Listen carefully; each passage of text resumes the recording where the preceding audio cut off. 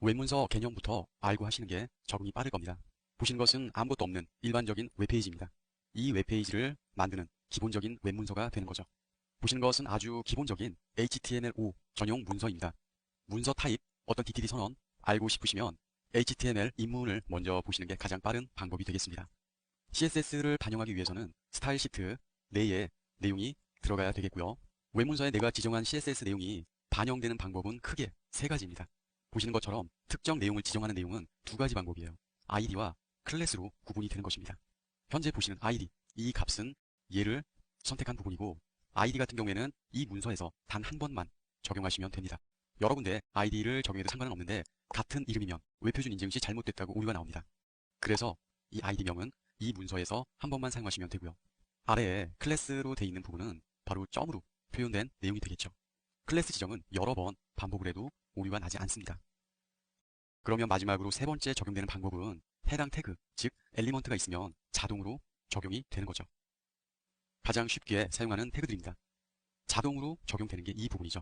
물론 프레임도 있고 테이블도 있고 UL도 있고 여러 태그가 있지만 일단 이 세 가지만 가지고 먼저 설명을 해드리겠습니다. 지금 선택된 내용은 p 태그나 div 태그가 있다면 자동으로 여기서 세팅한 내용이 반영이 돼요. 그런데 body, 시작과 종료 태그가 있죠. body 태그는 CSS 정의를 할 때 먼저 정의하는 것입니다. body에 기본적인 내용 세팅하고 요소별 정의를 하게 되는 것입니다. 그럼 일단 body를 먼저 CSS를 적용을 한번 해보도록 하겠습니다. 시작과 끝을 이 부분으로 만들어 주시고 가장 먼저 폰트에 대한 사이즈 값을 13픽셀로 넣습니다. 이 문서에 텍스트가 있을 경우에는 모두 13 사이즈로 하라는 것입니다. 문서에는요 기본으로 15픽셀 정도가 지정돼 있어요. 여기서 여러분이 가장 먼저 아셔야 될 부분은 콜론과 세미콜론의 차이라는 것입니다. 폰트 사이즈 요소의 밸류 값이 이 부분인데 구분하는 게 콜론이고 다음 CSS를 위해서 폰트 사이즈에 대해서 종료가 된 부분이 세미콜론이라는 거죠. 폰트 사이즈의 단위가 세 가지로 표현할 수가 있습니다. 지금 주석 처리된 이 부분 픽셀 가장 많이 사용합니다. 그리고 EM과 PT가 있는데 차이를 알려드리면 EM도 우리나라에서 많이 쓰게 됐습니다. 몇 년 전부터. 왜냐면 EM은요 주로 해외 사이트나 모바일 홈페이지나 반응형 웹이 적용되는 페이지를 쓸 때 주로 EM 단위를 사용하는 게 정상입니다. 왜냐하면 윈도우나 브라우저에서 화면을 확대하거나 축소할 때 그에 걸맞게 폰트 사이즈가 확대됐다 축소가 가능하다는 게 바로 EM에 대한 사이즈입니다. 그래서 일단 폰트 13픽셀로 해서 바디에 기본적인 내용을 넣었습니다. 일단 이 사항을 저장하도록 하고 새로 고쳐보면은 13픽셀로 나왔기 때문에 이렇게 돼 있는 부분이고 만약에 없다라고 했을 때 이렇게 저장을 하면은 좀 아까 적용된 내용과는 다르게 내용이 반영될 것입니다. 새로 고쳐보면 이렇게 해당 브라우저마다는 기본적인 글꼴이 있고 사이즈가 있습니다. 그래서 그 기본 사이즈를 적용받은 거고 기본 사이즈가 아니라 내가 원하는 것은 폰트 사이즈 13픽셀이다라고 해서 저장을 하고 내용 보면 13픽셀로 축소가 된 것을 확인할 수가 있죠. 가장 정형화된 선언입니다. 보면은 폰트 패밀리라는 CSS 요소가 되는 것입니다. 도둠으로 하고 또 영문으로도 넣어줬고 산세리프라고 정의를 하는 게 가장 많이 사용되는 패턴입니다. 하나의 요소에 많은 내용을 넣을 때는 쉼표로 구분을 해줍니다. 물론 그냥 띄어쓰기로 해서 구분할 수도 있습니다. 하지만 명확하게 하기 위해서는 쉼표로 해야 됩니다. 가장 먼저 도둠이라는 글꼴을 이 웹페이지에 적용되게 정의를 하는 것입니다. 그런데 다운표로 하는 거, 이건 윈도우일 경우에 한글에 대한 폰트 인식이 정상적으로 되라는 거예요. 다운표는. 영문은 다운표를 할 필요가 없으니까 이 내용에 다운표가 없죠. 그러니까 OS에 따라서 도둠으로 인식할 수 있도록 제공하는 것이라는 겁니다. 그리고 모바일 홈페이지에서도 가장 많이 선언하는 부분인데 산세리프, 그래도 그냥 세리프를 쓰는 경우도 있습니다. 지금 산세리프는 회계에 꾸밈이 없다는 뜻으로 반영되는 거죠. 이 OS에 도둠이 없으면 그냥 고딕체나 이런 내용으로 표현해라 라는 것입니다. 왜 이렇게까지 하냐면 브라우저마다 종류가 정말 많거든요. 해당 글꼴을 지원하지 않는 경우에 고딕이라도 선택되게 해서 보여줘라. 그런 뜻으로 이렇게 사용을 하는 것입니다. 그렇다면 저장을 한 상태에서 내용을 새로 고쳐보겠습니다. 도둠체예요. 글꼴이 약간 바뀐 것입니다. 그렇다면 컬러 값도 정의를 해보겠습니다. 컬러 값 정의하는 방법도 두 가지를 가장 많이 쓰입니다. 키워드에서 블루나 레드나 옐로우 이런 식으로 해서 정의하는 부분이 있고 이렇게 수치로 정의를 하는 방법이 있습니다. 근데 이 내용은 배경을 연한 검정을 하는데 짚고 넘어갈 점이 현재 세 자리죠. 예를 들어서 컬러 값을 여러분이 선택할 때는 그냥 지우고요. 보면은 이렇게 팔레트 같은 게 있죠. 클릭을 하면은 뭐 자기가 원하는 색상이 있을 거 아니에요. 그러면 이렇게 현재 검정을 선택했어요. 가장 검정. 그런데 6자리입니다. 모든 컬러는 다 이렇게 됐을 때는 6자리가 정상입니다. CSS 코딩 작업을 많이 하시다 보면 익숙하게 숫자 값에 대한 내용이 외워질 겁니다. 조막값 3자리는 같은 내용끼리 두 자리 같은 내용끼리 이진법을 이용해서 함축을 시켜준 것입니다. 그래서 만약에 지금 같은 경우에는 이진법을 이용해서 두 자리 같으니까 이렇게 3자리로 해서 함축할 수가 있다는 거죠. 컬러는 지금 검정인데 웹페이지를 봐도 별반 다를 건 없어요. 컬러는 기본 글꼴, 기본적으로 정의되는 내용은 검정이니까요. 그런데 아까 좀 차이를 보려면은 레드로 해볼까요? 저장한 상태에서 새로 고침하면 레드로 나옵니다. 그리고 또 알고 계실 것은 기본적으로 현재 내용은 레드로 나오는데 CSS 작업을 하다 보면 링크가 있는 게 있고 링크가 없는 게 있습니다. 링크가 있는 경우에 어떤 경우에는 컬러 값을 줬는데 레드가 안 먹히는 경우가 있어요. 그럴 때는 우선순위가 있습니다. 컬러 값은 가장 먼저 사용하셔야 됩니다. 문서 전체를 다 레드로 하면 좀 그렇잖아요. 그래서 저는 아까 알려드린 대로 그냥 일반 검정인데 통상적으로 연한 검정 많이 쓰는 걸로 이렇게 바꿔보도록 하겠습니다. 추가적으로 알려드릴 부분이 현재 백그라운드 컬러입니다. 배경이라는 거죠. 아무것도 정의하지 않은 상태는 화이트입니다. 흰색 배경이잖아요. 외문서는. 그리고 지금 백그라운드는 잘 생각을 하셔야 돼요. 뭐냐면 이렇게 표기해서 브라우저에서 이렇게 반영은 됩니다. 이렇게 해도 되지만 또 컬러를 없애도 돼요. 새로 고치면 종전에 있으나 없으나 차이가 없잖아요. 하지만 반드시 있어야 되는 게 정상입니다. 왜냐하면 이미지를 설정하는 게 있고요.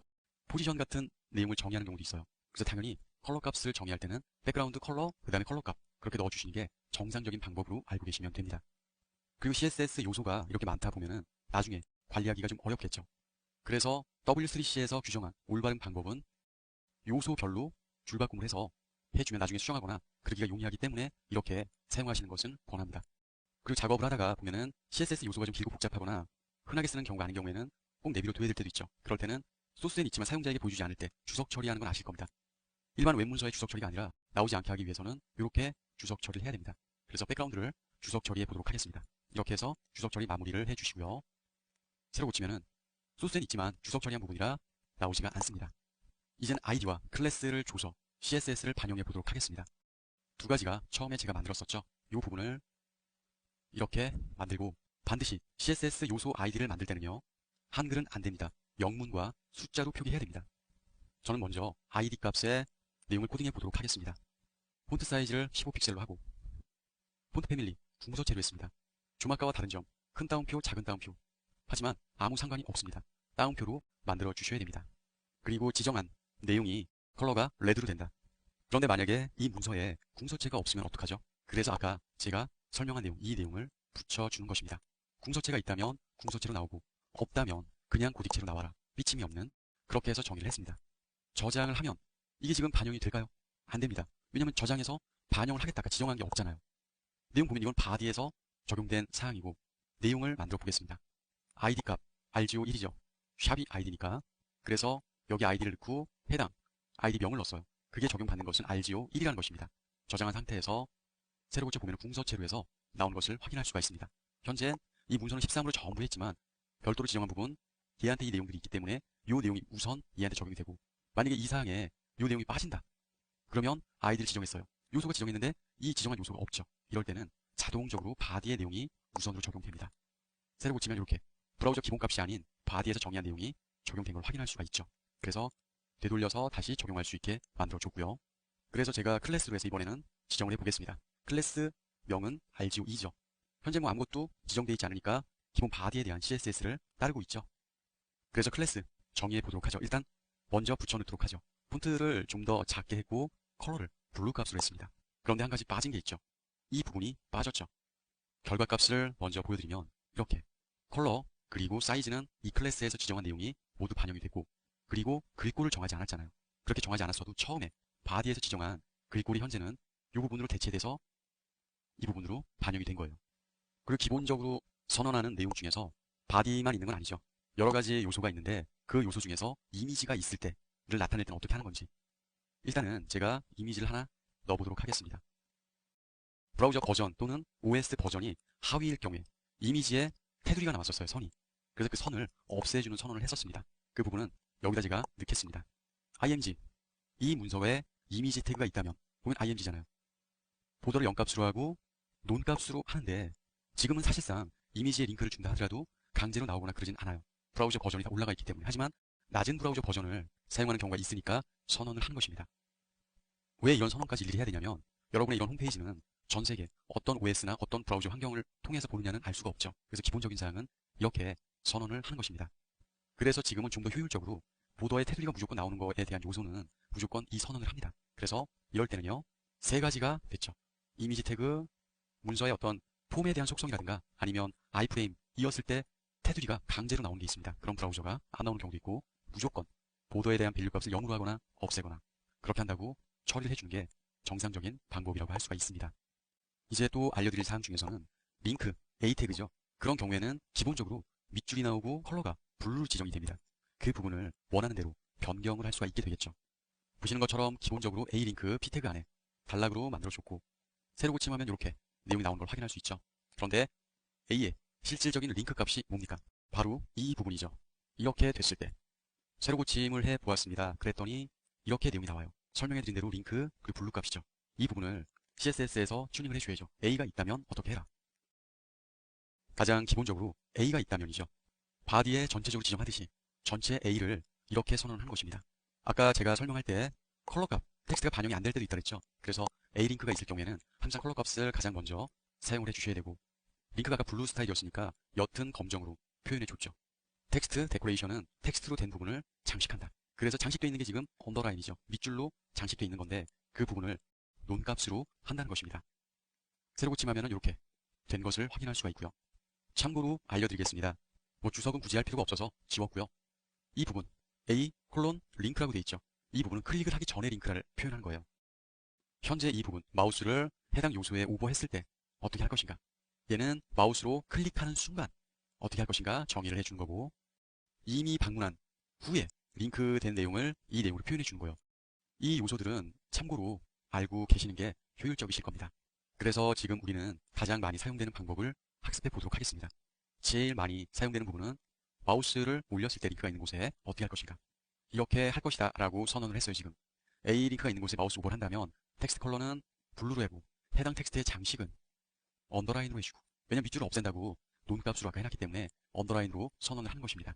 저장한 상태에서 해당 문서를 제가 새로 고침을 했습니다. 마우스를 가져다 보면 블루로 바뀌고 밑줄이 나온 걸 확인할 수 있죠. 그런데 제가 한 가지 알려드린 것 중에서 세미콜론이 얘가 없죠. 지금 얘도 없죠. 얘도 없죠. 무조건 세미콜론이 있어야 된다 했잖아요. 근데 없는 이유는 뭘까요? 해당 요소 이 CSS명에 마지막 CSS에는 이렇게 넣든 안 넣든 아무 상관이 없습니다. 그리고 추가적으로 이 부분에 제가 내용을 넣죠. 백그라운드 컬러를 레드로 하겠다. 마우스로 링크한 부분을 클릭하는 순간에 무엇을 어떻게 할 것인가 라는 거죠.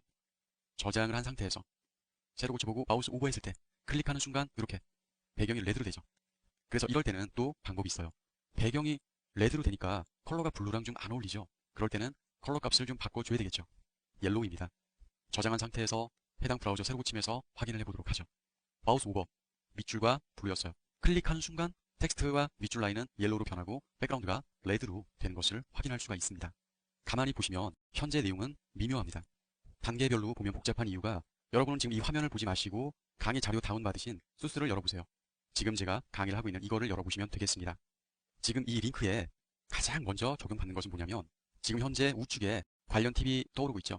제일 먼저 여러분 그 HTML 문서 중에서 19줄 라인에 해당하는 내용이 적용되는 건데 내용이 없으니까 아무 상관이 없는 거고 그리고 적용받는 게 보시는 것처럼 A링크 이 A링크 라인도 아무것도 없잖아요. 그래서 세 번째 적용되는 게 A입니다. A의 컬러 555 밑줄 없애라 현재 상태예요.